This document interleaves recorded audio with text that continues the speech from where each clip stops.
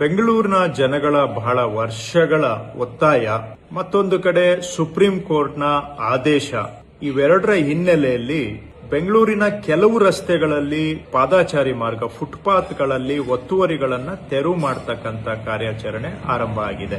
ಬೆಂಗಳೂರು ಚೆನ್ನಾಗಿರಬೇಕು, ಇಲ್ಲಿ ವಾಸ ಮಾಡೋ ಜನಗಳಿಗೆ ಅಗತ್ಯ ಸೌಕರ್ಯಗಳಾದರೂ ಸಿಗಬೇಕು ಅಂತ ಹೇಳಿದ್ರೆ ಅದರಲ್ಲಿ ಒಂದು ಪಾದಾಚಾರಿ ಮಾರ್ಗ, ಫುಟ್ಪಾತ್ಗಳಲ್ಲಿ ಓಡಾಡೋಕೆ ಆಗುವಂತಹದ್ದು. ಎಲ್ಲಾ ರಸ್ತೆಗಳಲ್ಲಿ ಮಾಡಕ್ಕಾಗದೇ ಇದ್ರೂ ಕೆಲವು ಹೆಚ್ಚು ಜನ ಓಡಾಡೋ ಕಡೆ ಆದ್ರೂ ಮಾಡಬೇಕಾಗಿರೋದು ಸರ್ಕಾರದ ಕರ್ತವ್ಯ ಮತ್ತು ಜನಗಳ ಬೇಡಿಕೆನೂ ಸಹ.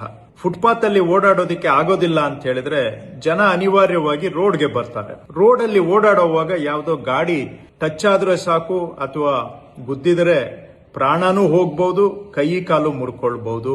ಈ ತರಹ ಪ್ರತಿ ವರ್ಷ ಸುಮಾರು 300 ಜನ ಓಡಾಡೋರು ಫುಟ್ಪಾತ್ ಅಲ್ಲಿ ಓಡಾಡೋಕೆ ಆಗದೆ ರಸ್ತೆಗೆ ಬಂದು ಓಡಾಡುವಂತ ಜನ, ಪೆಡೆಸ್ಟ್ರಿಯನ್ಸ್ 300 ಜನ ಪ್ರಾಣ ಕಳ್ಕೊಳ್ತಾ ಇದ್ದಾರೆ ಆಕ್ಸಿಡೆಂಟ್ಗಳಲ್ಲಿ. ಸಾವಿರಾರು ಜನ ಕೈ ಕಾಲು ಕಳ್ಕೊಳ್ತಾ ಇದ್ದಾರೆ. ಇನ್ನ ಕೆಲವರು ಜೀವನ ಪರ್ಯಂತ ಹಾಸಿಗೆ ಹಿಡಿಯುವಂತ ಆಕ್ಸಿಡೆಂಟ್ಗಳನ್ನು ಅನುಭವಿಸ್ತಾ ಇದ್ದಾರೆ. ಕೆಲವರು ತಲೆಗೆ ಪೆಟ್ಟಾದ್ರೆ ಅವರು ಕೋಮಾ ಪರಿಸ್ಥಿತಿಗೆ ಹೋಗಿ ಕೆಲವರೆಲ್ಲ ಜೀವನ ಎಲ್ಲ ಕೋಮಾ ಪರಿಸ್ಥಿತಿಯಲ್ಲಿ ಕಳೆಯುವಂತದ್ದಾಗಿದೆ. ಹೀಗೆ ಸಾವಿರಾರು ಜನ ಕಷ್ಟ ಅನುಭವಿಸ್ತಾ ಇದ್ದಾರೆ, ಪ್ರಾಣನೂ ಕಳ್ಕೊಳ್ತಾ ಇದ್ದಾರೆ ಕೆಲವರು.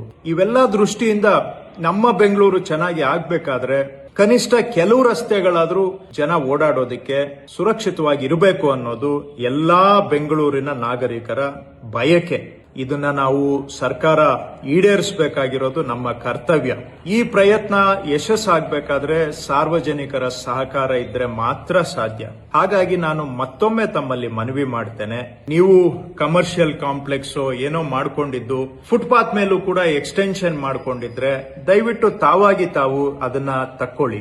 ಅಂಗಡಿಗಳನ್ನ ಇಟ್ಕೊಂಡಿದ್ದು ಅಂಗಡಿಯಿಂದ ಮುಂದೆ ಬಂದು ಫುಟ್ಪಾತ್ ಮೇಲೂ ನೀವು ಎಕ್ಸ್ಟೆನ್ಷನ್ ಮಾಡ್ಕೊಂಡಿದ್ರೆ ದಯವಿಟ್ಟು ನೀವು ಅದನ್ನ ತಕ್ಕೊಂಡು ಜನ ಓಡಾಡೋದಕ್ಕೆ ಬಿಡಿ.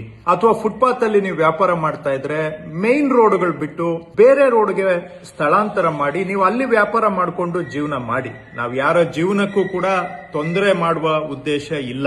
ಆದ್ರೆ ಜನ ಓಡಾಡೋದಕ್ಕೆ ಆಗದೆ ಪ್ರಾಣ ಕಳ್ಕೊಳ್ತಾ ಇದ್ರೆ ಅದನ್ನ ನೋಡ್ಕೊಂಡು ಸುಮ್ಮನೆ ಇರೋದಕ್ಕೂ ಕೂಡ ಸರ್ಕಾರಕ್ಕೆ ಸಾಧ್ಯ ಆಗೋದಿಲ್ಲ. ಹಾಗಾಗಿ ನೀವು ವ್ಯಾಪಾರ ಮಾಡ್ತಾ ಇದ್ದೀರಾ ಫುಟ್ಪಾತ್ ಮೇಲೆ ಅಂತ ಹೇಳಿದ್ರೆ ನಾವು ಕ್ಲಿಯರ್ ಮಾಡ್ತಾ ಇರೋದು ಬರೀ 20% ರಸ್ತೆಗಳು.